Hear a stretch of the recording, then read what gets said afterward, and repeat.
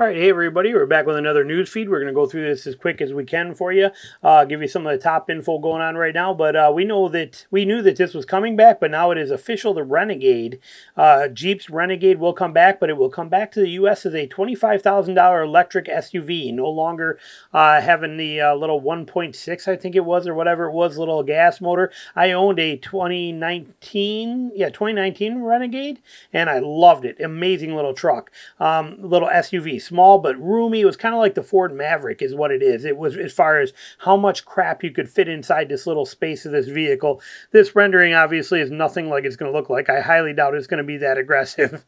But it's actually, look at that thing. You couldn't even turn it. It's digitally set up there. But it is coming back as a $25,000 EV in 2027, which is pretty cool. It'll be a pure EV, not a hybrid. It's going to be a BEV, which stands for battery electric vehicle.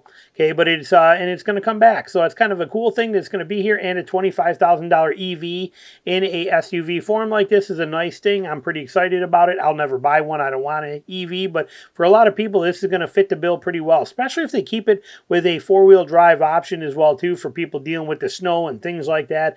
Could be a very sweet little truck for $25,000 starting price. So pretty excited. We'll see what happens. They're also bringing back the Cherokee, the Grand Cherokee's coming back. The Wagoneer S is coming out. They got so many things coming for Stellantis that they have coming out here pretty soon. It's going to be pretty right here. Wagoneer S, Jeep, Recon's also coming, and a new mainstream SUV, and then the all new Renegade that you can see down here. So lots of neat things coming from them. We'll keep you posted as we find out what they are and what's happening here. But pretty neat stuff coming there. And then this one right here, interesting news, and I'll let you take it for what it's worth. But Akio Toyoda is reelected as chairman despite opposition from investors, but also, not only did he get elected back, so did...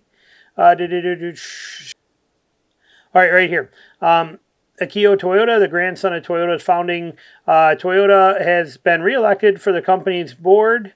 Toyota survived the election along with 9 other members of the board, despite concerns over leadership in recent years. So nothing changed. Nothing changed at all, as to be expected. That's what we knew was going to happen. Apparently the apology worked and everything's all good because nothing's changing there. And then the main one we want to talk about today is this dude right here. Okay, the Honda RidgeLine is more American than your Ford or Chevy truck. Now, my next news feed that I'm making, we are going to dive into this list a lot more detailed. But here we're going to keep it kind of short. But Honda dominates the latest American-made index. The Silverado is near the bottom, and the Ford Maverick did not even make the list when it comes to being made in America.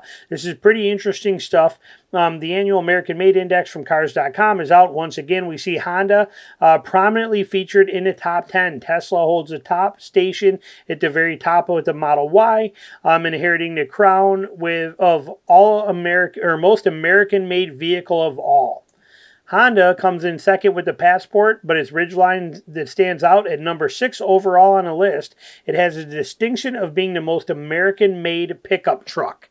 Okay, it's pretty interesting. So, and we're going to dive into this more and deeper in the next segment, because we're going to go through all of the trucks and where they stand on here and break this list down, how it works, everything like that. But I found this very interesting. Might come to a shock to some pickup fans. The story doesn't end there. The 2 best-selling trucks in the United States, the F-150 and a Silverado, aren't even close to the Ridgeline when it comes to being true made-in-America USA vehicle. For a segment ruled by Detroit-based manufacturers, the results of the study are eye-opening. I'm going to bring you that study in detail in the next news feed, so we're going to cover that for you in full detail there for you. And then the next one we want to cover on here too is actually this one right here. Sorry. Good news, you can buy a 2024 Toyota Land Cruiser at MSRP or even less. Remember, when that Land Cruiser first hit the floors, hit the dealer lots, they were selling them for like $100,000, $20,000, $10,000 over MSRP. These prices of these things were absolutely stupid. There are hundreds of 2024 Land Cruisers being sold across the U.S. at MSRP or even slightly under. Okay, this is from Car Scoops. Don't forget I post videos every single day, and you can go right to Car Scoops and type in any of these keywords. It'll bring up any of these articles for you. But it says here, when launched, some Toyota Land Cruisers were listed at $20,000 over MSRP. Toyota sells the new off-roader in 3 different versions.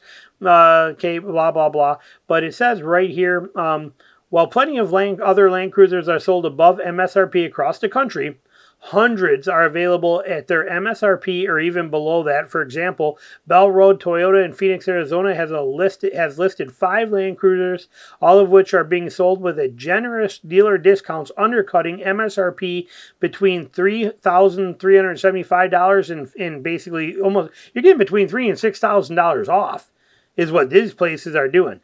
It says right here, dozens of Land Cruisers can be purchased between $55,000 and $60,000, most of which have 0 miles on the odometer, and some have even been driven less than 10 miles. Okay, so the deals are out here.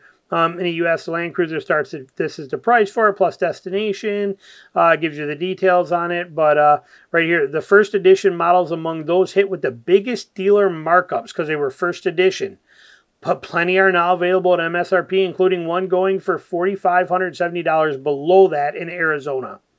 Pretty interesting. Food for thought. Things to think about. Never, ever pay over MSRP. And you know who's getting hit with a lot of MSRP stuff right now? I will tell you is this right here. Over MSRP markups.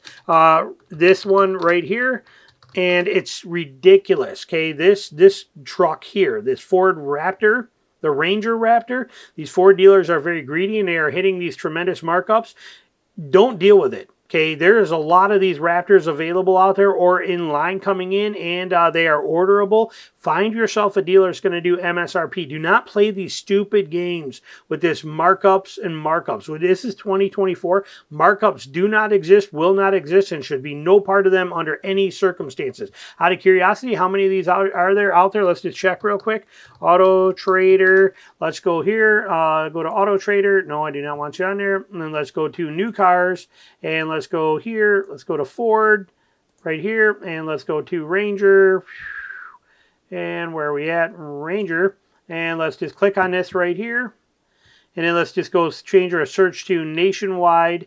And then we are going to go to 2024 to 2024. And we're going to go to Ranger. We're going to go to Trim. We're going to go to Raptor. And we're going to see what we got.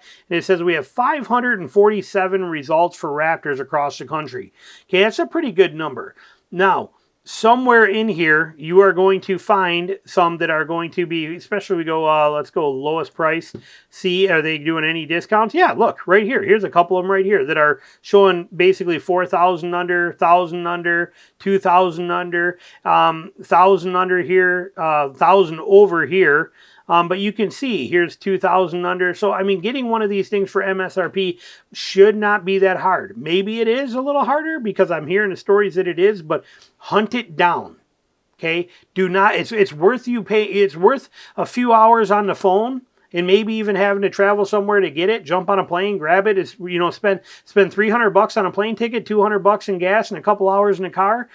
Is going to be a lot better than spending $10,000 or $5,000 markup. These are out there, okay? So don't ever pay markups at all, ever, and just don't deal with it. So there you go. There's our news feed today. Thanks for watching.